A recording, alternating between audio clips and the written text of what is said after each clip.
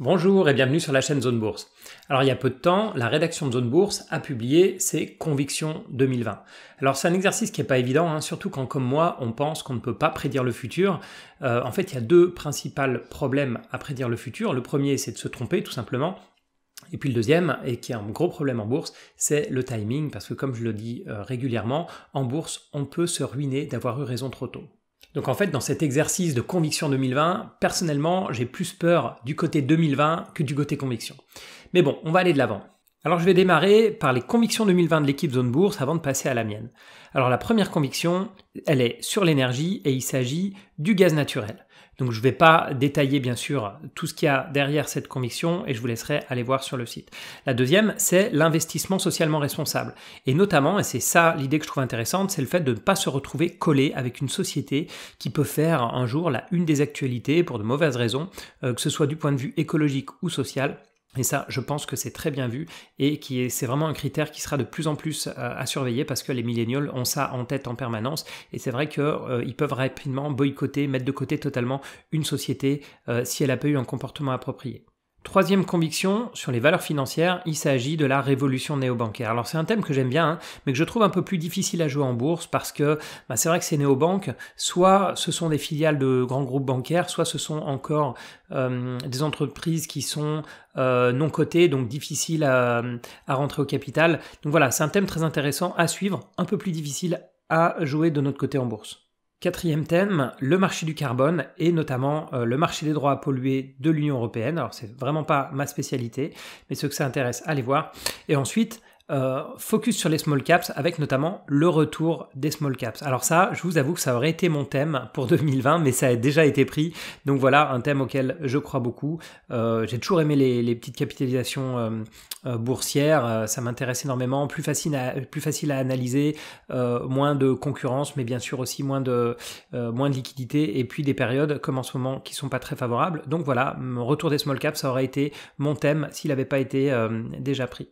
Ensuite, les GAFA, et notamment le risque de démantèlement des géants technologiques, la conviction étant qu'il n'y aura pas de démantèlement justement. Alors je suis totalement en accord avec cette conviction.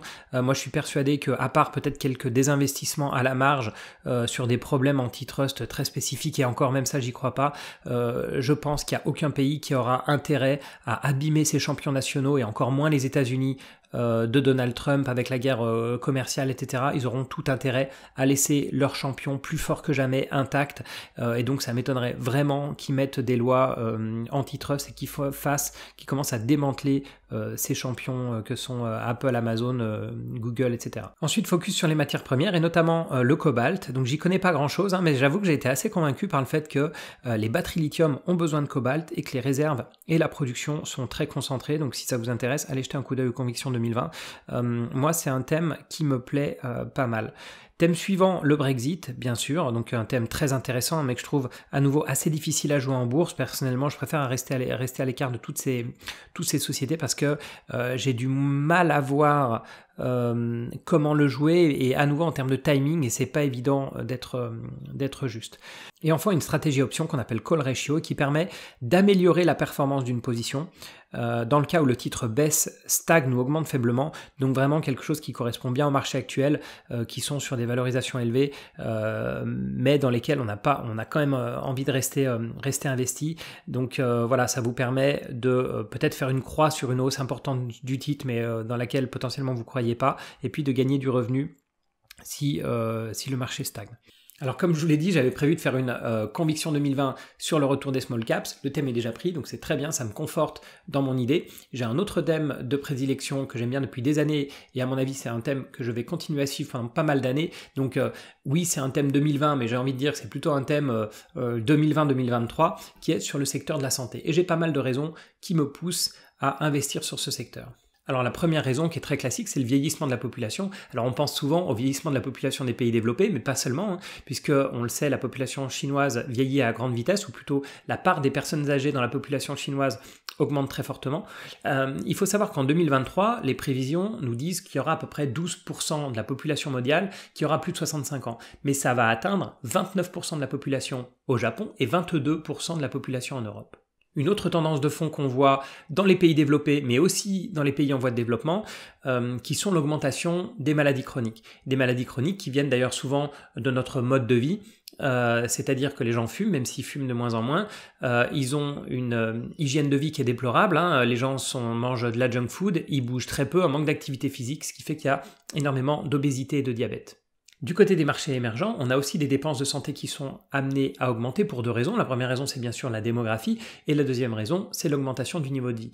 Parce que c'est ça qui est intéressant aussi avec le secteur de la santé, c'est qu'on touche à la fois à des besoins vraiment primaires de se soigner au quotidien, donc ça va être pour des médicaments de base ou bien pour des vaccins pour les plus jeunes. Mais on va aussi toucher des besoins qui vont être plus de confort, besoins un peu plus de luxe, on va dire, qui vont être la perte de poids, le fait de se blanchir les dents ou bien la chirurgie esthétique. Donc on voit qu'on touche à la fois les besoins de base des pays qui sont les moins développés jusqu'aux besoins des pays développés qui ont des gros problèmes de santé dus au mode de vie, les gens bougent pas assez, etc. et puis ont besoin de se sentir bien dans leur peau. Et ce grand écart-là, il se sent aussi dans le montant qui est alloué aux dépenses de santé, puisque d'après le cabinet de conseil Deloitte, en 2023, l'Américain va dépenser en moyenne 12 200 $ pour sa santé, là où le Pakistanais va dépenser 45 $ par an. Une dernière raison qui est beaucoup plus court terme, c'est le fait que la santé, c'est un secteur défensif. Donc j'avais déjà fait une vidéo sur la fin de cycle, hein, et on sait qu'en fin de cycle, il faut aller sur ces secteurs défensifs, et notamment la santé. La raison, elle est évidente. Si vous avez peur pour l'avenir, que vous pensez perdre votre job, ou bien même que vous avez vos revenus qui baissent, vous allez repousser l'achat d'une tablette, vous allez repousser l'achat d'une voiture, mais si vous devez vous faire opérer, vous n'allez pas repousser l'opération chirurgicale. Et c'est le cas donc pour la plupart du domaine de la santé. Il y a d'autres secteurs, bien sûr, hein, pas seulement la santé, on a la consommation de base, etc. Mais je pense que le côté défensif de la santé se rajoute à cette tendance de fond du vieillissement de la population.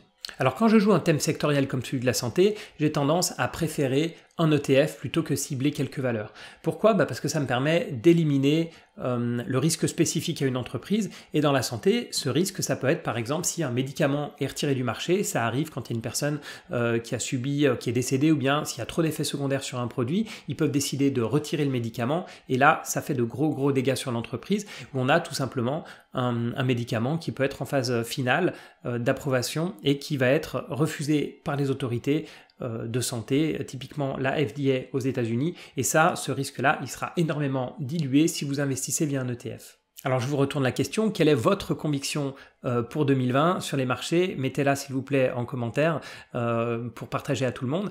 Je vous remercie de m'avoir suivi pendant cette année 2019. Rendez-vous en 2020 pour plein de nouvelles vidéos de finance et d'économie, et moi je vous dis à bientôt.